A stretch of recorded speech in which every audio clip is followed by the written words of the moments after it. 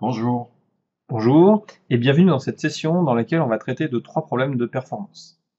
Cette session a été à l'origine présentée pour les journées SQL Server 2013 et suite à un problème technique dans lequel l'enregistrement de la session a été perdu, eh bien on vient de réenregistrer cette session en avril 2014. On va faire les présentations. Donc, je suis David Pafaleuf, je suis consultant en base de données pour CapData depuis 15 ans. Et je suis Benjamin Vezan, je suis consultant en base de données depuis une douzaine d'années.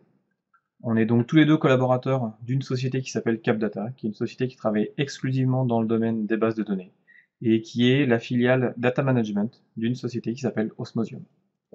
Et vous pouvez retrouver tous nos articles sur le blog CapData, http://blog.capdata.fr, ainsi que cette vidéo et toutes les autres vidéos sur la chaîne YouTube CapData. Un petit slide pour invoquer les dieux de la démo, puisque comme vous allez le voir, cette session se base sur des démos et on espère vraiment que tout se passera correctement. Alors on va voir ensemble maintenant le second scénario.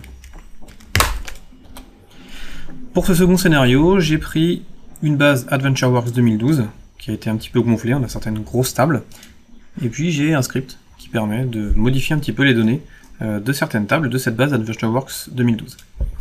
Pour générer un petit peu de charge, j'utilise une requête que j'exécute en boucle avec Management Studio, et puis j'utilise aussi SQL Query Stress, qui va me permettre d'exécuter aussi en boucle.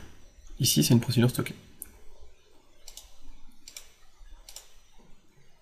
Alors, l'idée de ce scénario, c'est de comprendre pourquoi une requête qui nous a été remontée par les utilisateurs est particulièrement lente. La requête, on l'a ici.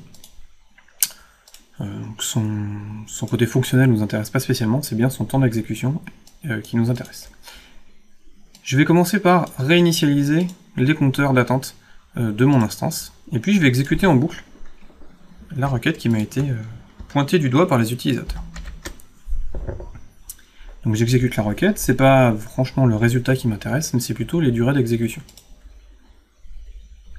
Donc si je regarde un petit peu la durée d'exécution, eh bien je m'aperçois, donc non seulement ma requête est relativement lente, on se retrouve de temps en temps avec pas loin d'une seconde de temps d'exécution, et puis de temps en temps on dépasse même les 1 seconde et demie, mais surtout, eh bien j'ai des temps d'exécution qui ne sont pas stables. Je passe de 900 secondes à plus du double, puisqu'on arrive à presque régulièrement 2 secondes. Okay, donc c'est ce que je voulais vous montrer.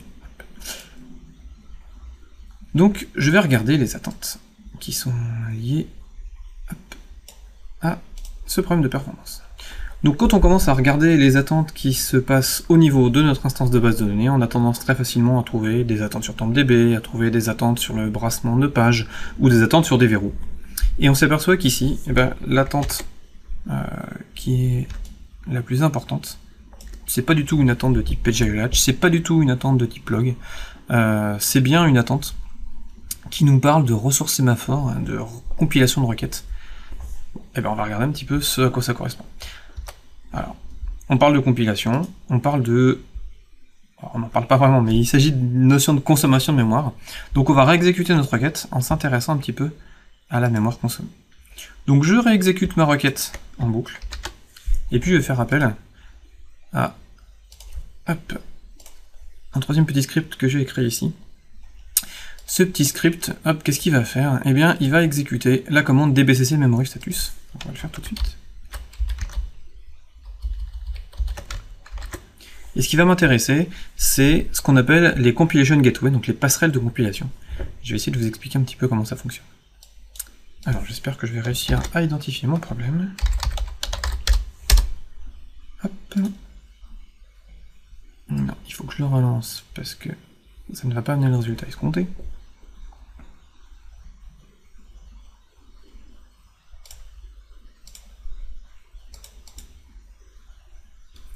Toujours pas, je tente de le relancer une troisième fois, en espérant que ça va passer.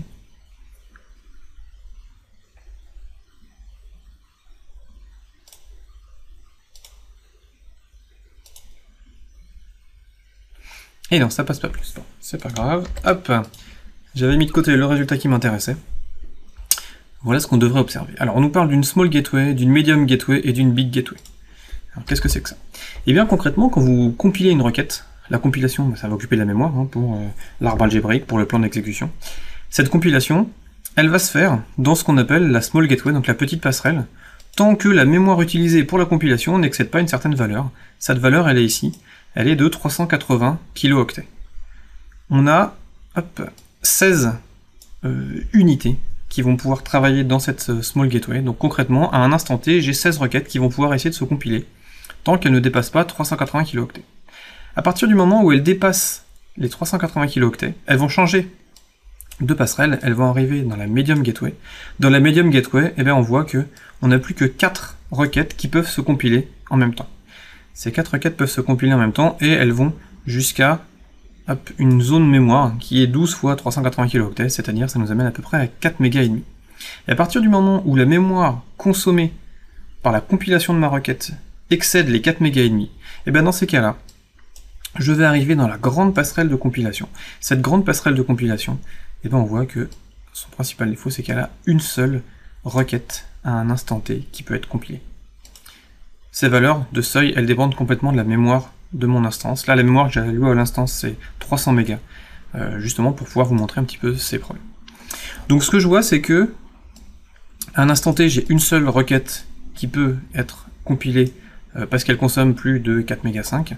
Et ce que je voulais vous montrer, mais que j'ai pas réussi à vous montrer, donc j'utilise ces résultats préenregistrés, c'est que à l'instant où j'ai fait ma collecte, j'avais 0 unité disponible, parce que j'avais déjà une requête qui était en train d'être compilée pour une mémoire de plus de 4 mégas 5, et que j'avais une autre requête qui était en attente de libération de place dans cette fameuse Big Gateway. Et bien cette requête-là, qui était en train d'attendre, et bien qu'est-ce qu'elle attendait? Elle attendait notre fameux resource sémaphore query compile. Donc on retourne à notre requête. Hop. Donc on va se réintéresser à notre requête, mais en regardant maintenant les temps de compilation, puisque a priori on attend sur la compilation. On va regarder un petit peu ces temps de compilation. Hop. Donc j'exécute ma requête, mais ce que j'ai voulu mettre, c'est les statistics time à on, et les statistics time, et ben ça va me donner les temps de compilation et les temps d'exécution. Donc je regarde un petit peu les temps de compilation et les temps d'exécution. Je vois ici, ok, 1 seconde 7, pardon, 1 seconde 4 d'exécution, hop, 1 seconde 6 de compilation. Si je redescends un petit peu, régulièrement quand même j'ai un temps nul de compilation, mais hop, de temps en temps, voilà, je me retrouve avec plus d'1 seconde passée dans la compilation. Et on voit que en gros ma requête va passer à 1 seconde et demie quand j'ai pas de problème de compilation, et on peut monter jusqu'à 3 secondes, voire 4 secondes, quand je me retrouve avec ces fameux problèmes de compilation. Ok, donc on a un problème de contention sur cette notion de compilation. Et puis a priori, ma requête, qui est relativement stable, hein, j'ai pas de variables, j'ai pas de choses particulièrement exotiques, elle ne devrait pas recompiler cette requête. Donc il faut que j'essaie de comprendre pourquoi est-ce qu'elle recompile régulièrement. Donc je vais utiliser le profiler pour essayer de comprendre les causes de compilation. Donc je vais récupérer l'identifiant de session, je suis à la session 62, je vais réexécuter ma requête en ouvrant hop, une trace profiler. Donc le profiler, je l'avais préparé ici. Hop. Alors qu'est-ce qui m'intéresse? Ce qui m'intéresse, c'est les informations sur la recompilation. Donc, dans la partie transact SQL, je vais essayer de récupérer l'événement SQL Statement Recompile. Hop, j'ai dit que je voulais filtrer sur la session 62. Donc je pose. Hop. Voilà, je pose un filtre sur l'identifiant de session 62, et puis je lance ma trace. Donc on a dit que ça ne recompilait pas à chaque exécution. Donc on va pas voir tout de suite la recompilation. Hop, voilà, j'ai récupéré une recompilation. Alors, quand je regarde, donc c'est bien ma requête qui se retrouve à recompiler, et si je regarde un petit peu les colonnes de ma trace, eh bien j'ai une colonne qui s'appelle event, où est-ce qu'elle est? Je ne la trouve pas, bien sûr. Voilà, qui s'appelle Event Subclass, qui est ici. Hop, l'Event Subclass. Je vais y arriver, l'Event Subclass me dit en fait Statistic Change. Donc, j'ai une recompilation de ma requête parce que les statistiques ont changé. Et bien, je vais essayer de comprendre pourquoi les statistiques ont changé. Donc, ma requête est toujours en train de tourner. Maintenant, je vais enrichir ma trace en utilisant hop, l'événement autostat, qui va me dire quel objet. Hop. Pardon, qui va me dire quel objet a vu ses statistiques évoluer, et pour laquelle il faut une recompilation. Donc je regarde dans Performance et j'ajoute, voilà, l'événement autostat. Je relance ma trace. Donc maintenant, normalement, la prochaine fois que je vois un statement recompile, voilà, je vois l'autostat. Hop, je remets ma trace en pause. Donc l'événement de recompilation sur ma requête, et puis je vois les événements autostat. Et que me disent les événements autostat? Me disent, ben voilà, il a fallu mettre à jour les statistiques de 4 objets qui appartiennent à la table sales.currencyRate. Donc je vois ici l'APK, un index, et puis 2 statistiques, colonnes, gérées directement par SQL Server. Bon, ça se précise. Donc je sais que c'est sur cette table currencyRate qu'il faut que j'essaie de comprendre pourquoi est-ce que j'ai des mises à jour régulières. Donc je vais regarder dans l'exécution des différentes requêtes, la requête qui va parler de currencyRate. Donc je vois une requête ici, qui fait un begin transaction, et puis qui fait une insertion dans currencyRate de quelque chose. On va s'économiser quelques temps de recherche pour la démo. Cette requête, c'est celle-ci. Donc qu'est-ce que je fais? Je fais un begin transaction, je fais une insertion dans currencyRate d'un certain nombre de valeurs dans currencyRate. Ça correspond environ, si je regarde ici, ça correspond environ un peu plus d'1 millier de lignes, sur une table qui n'est pas beaucoup plus grande. Ce que je fais par contre, je fais un rollback. Donc ça veut dire que normalement, j'ai pas de modification. Puis bon, je fais ma petite boucle. Eh bien, la mise à jour automatique des statistiques, elle est déclenchée par cette requête, qui va mettre à jour des données, même s'il y a un rollback derrière, elle va déclencher la mise à jour des stats. Alors pourquoi? Eh bien, vous le savez sans doute, par défaut, quand on met la mise à jour automatique des stats, SQL Server va considérer que ces statistiques sont obsolètes à partir du moment où 20% des données de la table ont été modifiées. Le compteur qui gère les fameux pourcentages de modification de la table, eh bien c'est un compteur qui n'est pas transactionnel. Donc même si je fais un begin tran et que je fais un rollback derrière, le fait d'avoir fait des insertions comme ça, ça va faire croître mon compteur. Donc ici, effectivement, je modifie les données, même si je fais un rollback, de manière suffisante pour que SQL Server estime que régulièrement je modifie 20% de mes données, et donc qu'il faille redéclencher une mise à jour des statistiques. Ok. Donc j'ai trouvé le coupable. Comment est-ce que je vais pouvoir m'en sortir? Eh bien, je vais pouvoir m'en sortir parce que je peux désactiver juste pour cette table-là le mécanisme de mise à jour automatique des statistiques. Cette désactivation, je peux la faire avec l'option With No Recompute de l'ordre objet de statistique. Donc je mets à jour les stats de la table currencyRate en demandant gentiment à SQL Server de plus mettre à jour automatiquement ces statistiques. Et puis je vais vérifier si cette modification a porté ses fruits. Hop. Donc j'exécute de nouveau ma première requête. Et je vais regarder si les temps d'exécution se sont un petit peu stabilisés. La première exécution est longue parce qu'il a fallu payer les recompilations. Et puis, si je regarde les autres exécutions, maintenant je me retrouve avec un temps qui est toujours pas satisfaisant, mais qui n'évolue pas autant qu'il évoluait tout à l'heure. Ok, donc a priori, j'ai stabilisé le temps d'exécution.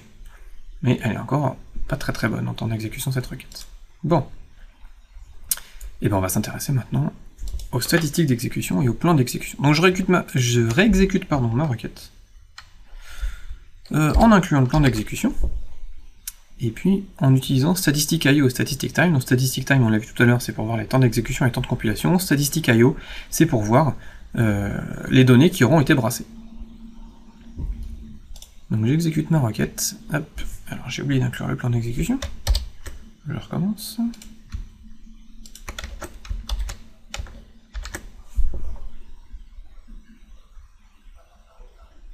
Alors, il veut pas me mettre le plan d'exécution, c'est pas gentil ça. Hop. Voilà, et j'exécute une troisième fois ma requête. Ok, donc si je regarde les messages, eh ben, je vois ces fameuses statistiques IO.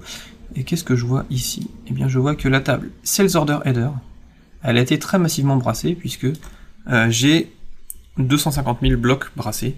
Hein, si on regarde les autres blocs, c'est ridicule à côté.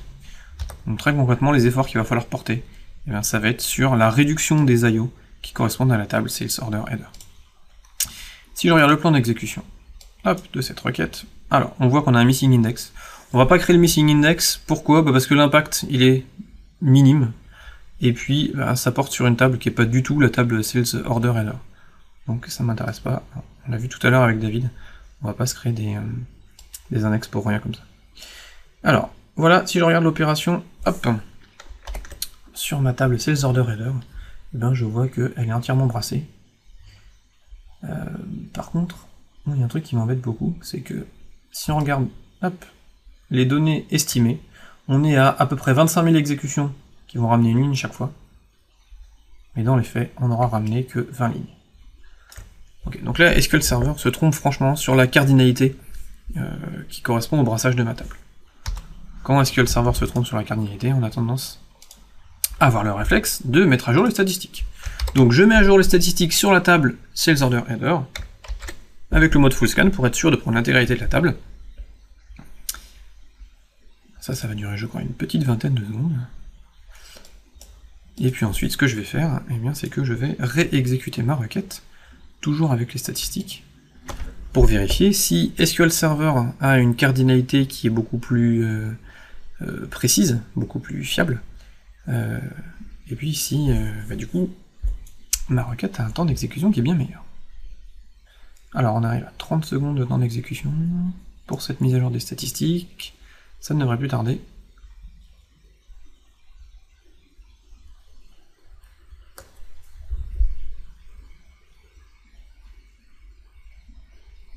Voilà, bon, on a dépassé, on est à 44 secondes, hop, c'est pas bien grave.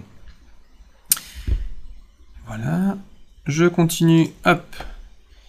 Donc je regarde dans le plan d'exécution, c'était cette opération qui était là, qui m'intéressait. Et si je regarde, bah non. On est toujours à 20 lignes effectivement brassées pour 25 000 fois une ligne estimée. Donc SQL Server continue à se tromper dans son estimation de cardinalité pour le brassage de cette table. Alors pourquoi est-ce que la mise à jour des statistiques, pourtant que j'ai fait en balayant l'intégralité de lignes de la table, n'a pas suffi? Et pourquoi un simple select me donne un écart de l'ordre de 1000, voilà. Un écart de cardinalité d'un facteur 1000. Si je regarde ma requête, la clause where qui correspond à ma table Sales Order Header, ben j'ai 1, 2, 3, voilà, j'ai 4 prédicats qui sont poussés ici. Bon. Je vais regarder les différents prédicats. Hop. Donc déjà je regarde le nombre total de lignes de ma table Sales Order Header, je suis à 503 000 lignes. Si je regarde le pourcentage des lignes correspondant à due date qui est supérieur à il y a 6 ans, j'ai 25%. Si je regarde le nombre de lignes qui correspond à online order flag égale 1, je suis à 94%. Si je regarde le nombre de lignes, enfin le pourcentage de lignes pour lesquelles status égale 5, je suis à 92%. Si je regarde le nombre de lignes pour lesquelles subtotal supérieur à 50, je me retrouve à 87%. Par contre, si je regarde le pourcentage de données ramenées de la table lorsque j'applique tous les filtres en même temps, eh ben je me retrouve avec moins de 2% des données. Okay, donc on a affaire à un problème de répartition des données. Pour résoudre ce problème, eh ben, il servirait à rien de créer une statistique sur toutes les colonnes. Parce que quand on crée une statistique SQL Server c'est maintenir un histogramme, mais cet histogramme il ne peut porter que sur une colonne. Donc je peux pas créer une statistique sur toutes les colonnes, ça serait pas pertinent. Par contre, on a un type d'objet qui est arrivé avec SQL Server 2008, qui s'appelle la statistique filtrée. Alors là, je vais pas créer une statistique filtrée, je vais créer un index filtré, mais bien sûr, quand on crée un index, ben, toutes les colonnes de l'index sont...